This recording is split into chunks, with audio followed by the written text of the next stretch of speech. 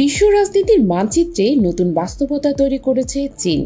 যে দেশকে কয়েক দশক আগেও প্রযুক্তি আমদানির ওপর নির্ভরশীল ধরা হতো, সেই চীন আজ নিজস্ব উদ্ভাবন আর সামরিক শক্তিতে সবার দৃষ্টি কাড়ছে। বিশেষ করে যুক্তরাষ্ট্র ও ইউরোপ এখন চীনের সামরিক আধুনিকায়ন দেখে কার্যত হতবাক।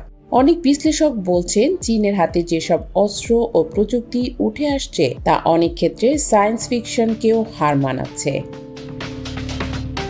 রুশ গণমাধ্যম আরটি জানায়, চীনের হাতে এখন শুধু প্রচলিত ট্যাঙ্ক, কামান বা বিমান নেই, বরং তাদের কৌশলের কেন্দ্রবিন্দুতে চলে এসেছে কৃত্রিম বুদ্ধিমত্তা, এআই, হাইপারসনিক ক্ষেপণাস্ত্র, রোবোটিক সেনা এবং ড্রোনের ভান্ডার। 2025 সালে বেইজিং উন্মোচন করেছে বিশ্বের প্রথম জেট ইঞ্জিন চালিত উলম্বভাবে ওঠানামা করতে সক্ষম ড্রোন। এই প্রযুক্তি সাধারণ যুদ্ধজাহাজকেও মুহূর্তে বিমান বাহিনী ক্যারিয়ারে রূপ দিতে পারে। অন্যদিকে 9 হেভেন্স নামের ড্রোন ক্যারিয়ারের একসঙ্গে 100 ড্রোন আকাশে ছাড়তে সক্ষম, যা প্রতিপক্ষের প্রতিরক্ষা ব্যবস্থা ভেঙে দেওয়ার জন্য যথেষ্ট। শুধু তাই নয়, সাম্প্রতিক সামরিক মহড়ায় দেখা গেছে রোবোটিক কুকুরও আকাশে উড়ন্ত ড্রোনকে একসঙ্গে সমন্বিতভাবে ব্যবহার করছে চীন। ছোট ছোট মশার মতো বায়োনিক রোবটও তৈরি করা হয়েছে, যেগুলো গোপনে শত্রু ঘাঁটির ভেতরে ঢুকে তথ্য সংগ্রহ করতে পারে। এসব দেখে বিশেষজ্ঞরা বলছে, চীন আসলে ভবিষ্যতের যুদ্ধকে আজকের দিনেই নিয়ে এসেছে।